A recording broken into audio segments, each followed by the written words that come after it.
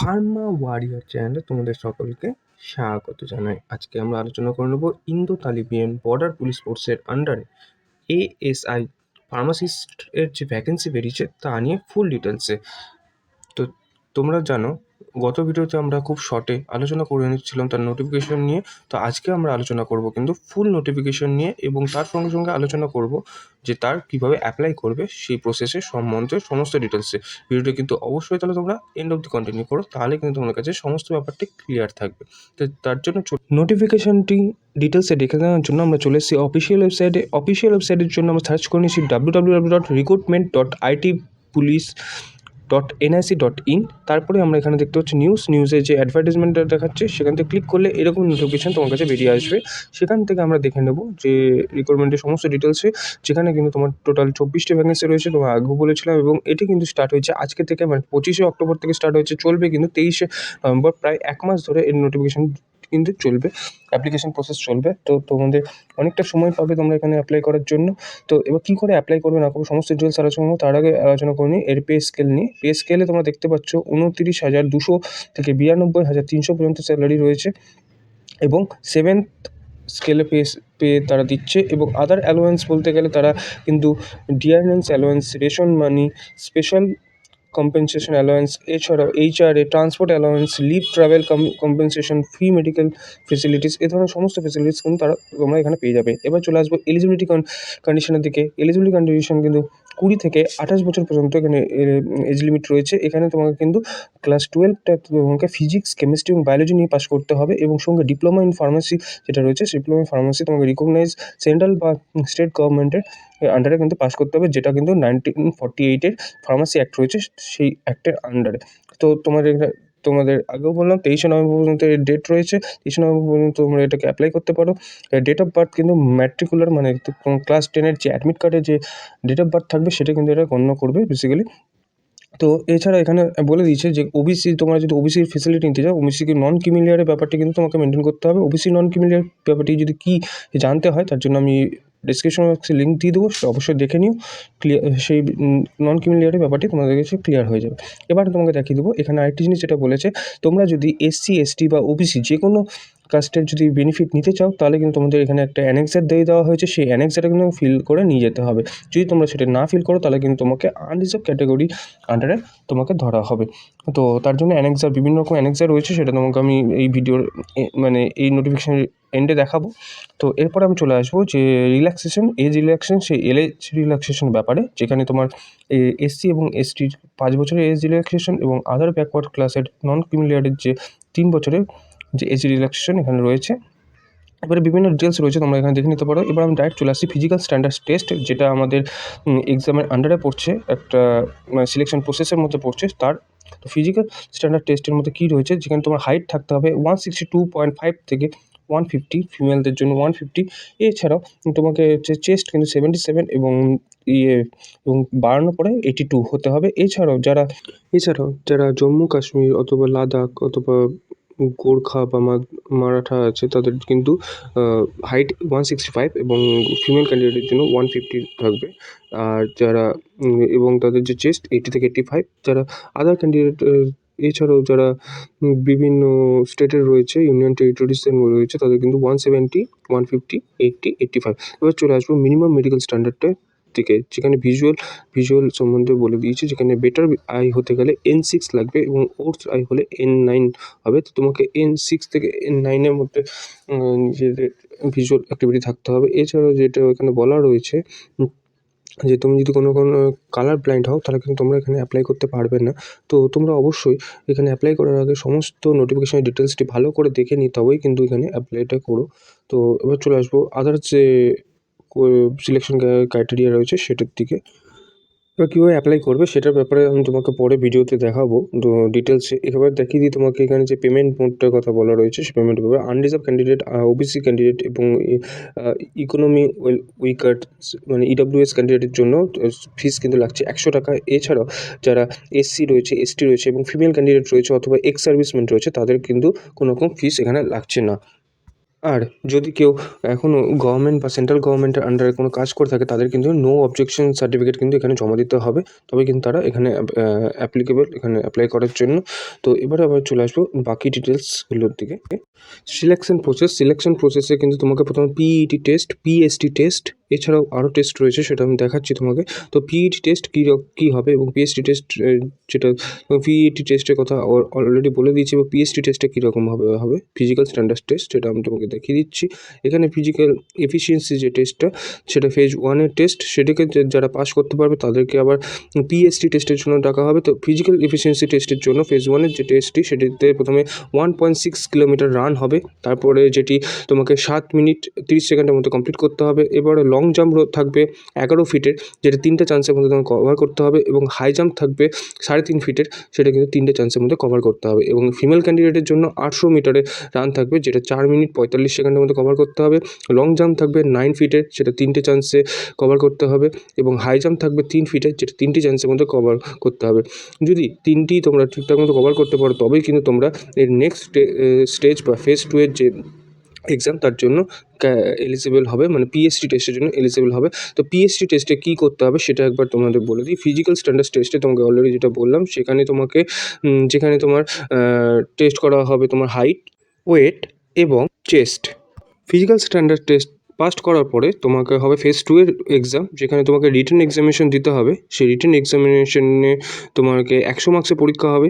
সেই 100 মার্কসের পরীক্ষার মধ্যে জেনারেল রিজনিং থাকবে হচ্ছে 10টি কোশ্চেন 10 মার্কস, জেনারেল অ্যাওয়ারনেস 10টি কোশ্চেন 10 মার্কস, নিউমেরিক্যাল অ্যাপটিটিউড 10টি কোশ্চেন 10 মার্কসের, এবং ইংলিশ বা হিন্দি কম্পিটিশন 10টি কোশ্চেন 10 মার্কসের থাকবে।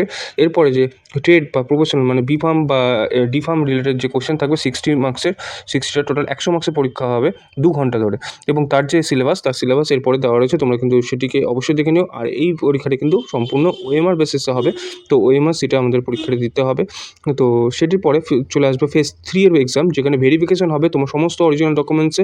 সেখানে সমস্ত অরিজিনাল ডকুমেন্টসে ভেরিফিকেশন হয়ে যাওয়ার পরে যদি কোনো কারণে ফেব্রিক বা কোনো রকমের ভুল ইনফরমেশন তারা দেখতে পায়, তাহলে কিন্তু সেখানে তোমাকে স্পট ক্যান্সেল করে দেবে। এরপরে সেই ভেরিফিকেশন কমপ্লিট হয়ে যাওয়ার পর তোমার হবে প্র্যাকটিক্যাল এক্সামিনেশন, যেখানে তোমাকে প্র্যাকটিক্যাল এক্সামিনেশনে তোমাকে 40 মার্কসের হবে ভাইবা ভয়েস, এবং 30 মার্কসের হবে তোমার হচ্ছে ইনস্ট্রুমেন্টাল আইডেন্টিফিকেশন, এবং প্রসিডিওরের ওপরে 30 মার্কস। টোটাল 100 মার্কসের এখানে পরীক্ষা হবে। তোমাকে কিন্তু এখানে 50 মার্কস পেতেই হবে কোয়ালিফাই করার জন্য। তারপরে তৈরি হবে মেরিট লিস্ট। সেই মেরিট লিস্টে যে নাম থাকবে তাদের সেখান থেকে টেস্ট হয়ে যাবে তোমার দুই রকমের টেস্ট, যাকে বলছে ডিএমই টেস্ট এবং আরএমই টেস্ট। ডিএমই টেস্টে তোমাকে ডিএমই যে টেস্ট হবে, যেখানে ফেজ 4-এর এক্সাম, সেখানে তোমার ডিটেলস মেডিকেল এক্সামিনেশন মানে ডিএমই, এবং তারপরে যারা এটাকে পাস করবে তাদের সিলেকশন, এবং যাদের পাস হবে না তাদের কিন্তু রিভিউ মেডিকেল এক্সামিনেশনে রাখা হবে। মানে সেটিকে আবার তার একটা অ্যানেক্সে রয়েছে, সেই অ্যানেক্সের ফর্ম ফিল আপ করার পরে তাকে আবার সেকেন্ড ডেতে ডাকা হবে ডিএমই টেস্টের জন্য। যদি তারা সেখানে পাস করে যায় তাহলে তাদের কিন্তু চাকরিতে সিলেক্টেড বলে গণ্য করা হবে। আশা করি তোমাকে সঠিক এখানে ইনফরমেশন দিয়ে আমি সমস্ত ব্যাপারটাকে ক্লিয়ার করতে পেরেছি। এরপর চলে আসবো বিভিন্ন অ্যানেক্সারগুলোর দিকে, যেখানে সমস্ত অ্যানেক্সারে ডিটেলস দেওয়া রয়েছে।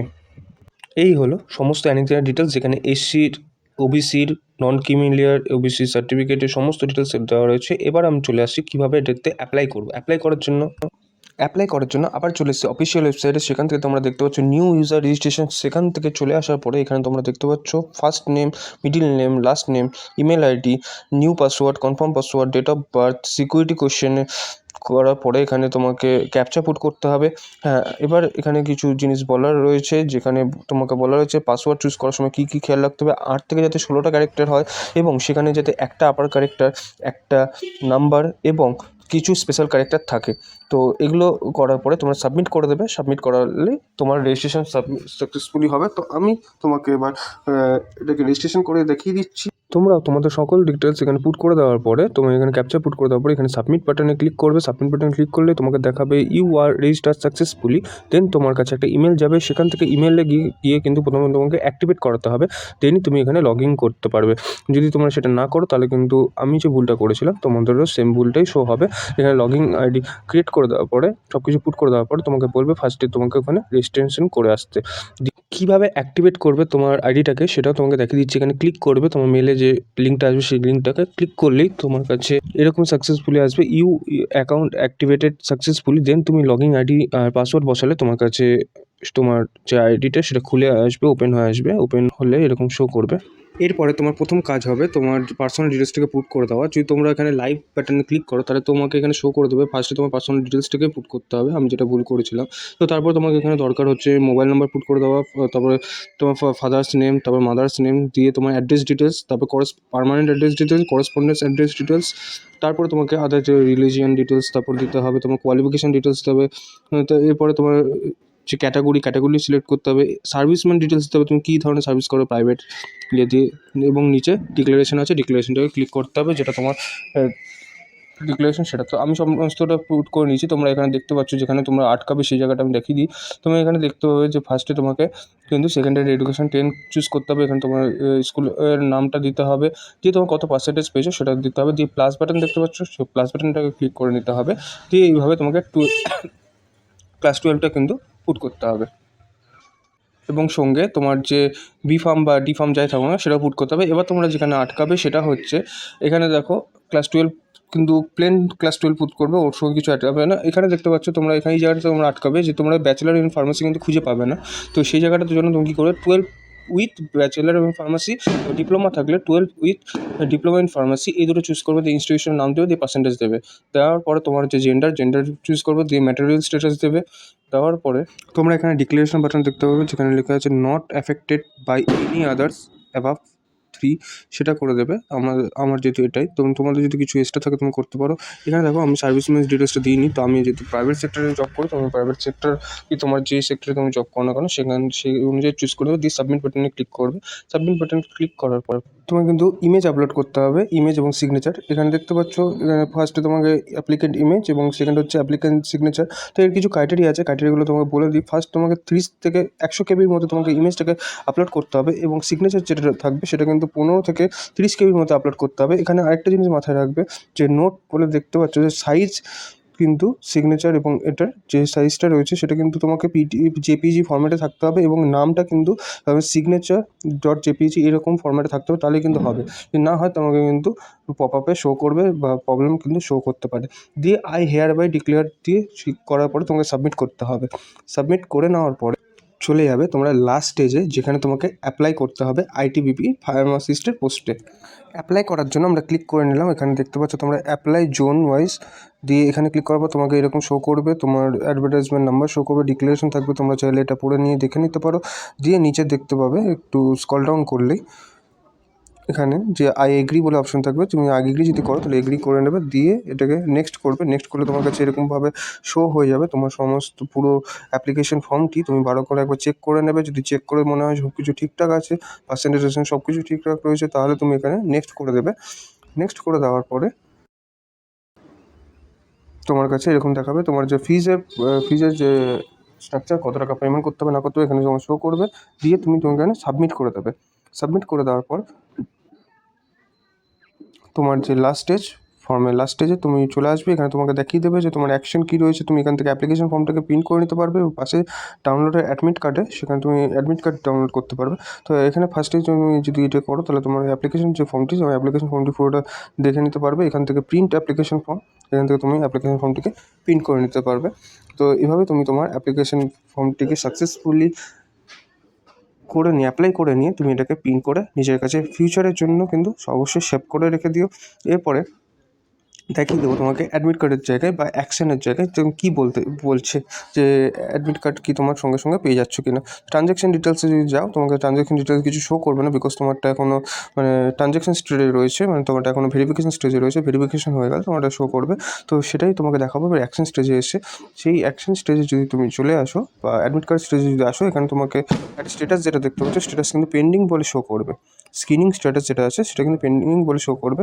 এটা কিছুদিনের মধ্যে তোমার বা কিছু ঘন্টা পরেও হতে পারে, সেটাকে কিন্তু সাকসেসফুলি হয়ে যাওয়ার পরে তোমাকে এখানে অ্যাডমিট কার্ডের স্ট্যাটাসটা তুমি পরবর্তীকালে এসে চেক করে নিতে পারো যে তোমার কখন এখানে যে তোমাকে কী কী এক্সাম আছে সমস্ত এক্সামের ডিটেলস কিন্তু এখানে পরপর করে শো করে দেওয়া হচ্ছে। তো এটা ভালো করে দেখে নিও। আশা করি তোমাকে সঠিক ইনফরমেশন দিয়ে আমি ভিডিওটিকে সাহায্য করতে পেরেছি। তোমার হয়তো আর কোনো রকমভাবেই তুমি অসুবিধায় পড়বেন না এটাকে অ্যাপ্লাই করার সময়। তো এইরকমই পুরো ডিটেলসে সব কিছু জানার জন্য, সব কিছু বোঝার জন্য, সুন্দরভাবে সমস্ত ব্যাপারটাকে রিকগনাইজ করার জন্য যদি তুমি আমার চ্যানেলটাকে কিন্তু অবশ্যই সাবস্ক্রাইব করে রাখো। তোমার ভালো লাগে, তোমরা সাবস্ক্রাইব করলে তাহলে আমরা আরেকটু ইন্সপায়ার হয় তোমাদের কাছে সুন্দরভাবে ভিডিওগুলোকে রিপ্রেজেন্ট করার জন্য। এবং এই নোটিফিকেশন ডিটেলস যদি তোমরা ডাইরেক্টলি পেয়ে যেতে চাও, তোমরা কিন্তু অবশ্যই আমার টেলিগ্রাম গ্রুপে জয়েন করতে ভুলে যেও না। আর টেলিগ্রাম গ্রুপ যাদের নেই তাদের জন্য কিন্তু আমি নিয়ে এসেছি হোয়াটসঅ্যাপ গ্রুপ। তোমরা সেখান থেকে হোয়াটসঅ্যাপ গ্রুপে জয়েন করলে সমস্ত ডিটেলস দেখে নিতে পারবে সেখান থেকেই। তো দেখা হবে কিন্তু তোমাদের সঙ্গে নেক্সট ভিডিওতে। ততক্ষণ পর্যন্ত keep updates always, all time with Pharma Years. Thank you so much ভিডিওটাকে এন্ড অব্দি কন্টিনিউ করার জন্য। অবশ্যই কিন্তু তোমরা তোমাদের বন্ধুদের সঙ্গে ভিডিওগুলোকে শেয়ার করো, তো তারাও তোমার মতো সমস্ত ইনফরমেশন ডিটেলস পেয়ে যায়। আর চ্যানেলে বাকি ভিডিওগুলো কিন্তু সাবস্ক্রাইব করতে ভুলে যেও না এরকমই ইনফরমেশন পাওয়ার জন্য। Thank you. আর হ্যাঁ, অবশ্যই কিন্তু কমেন্ট করে জানিও ভিডিওটা তোমার কেমন লেগেছে, তাহলে কিন্তু আমরা তোমাদের মতামত বুঝতে পারবো। আজকের মতো এইটুকুটাই। Good bye.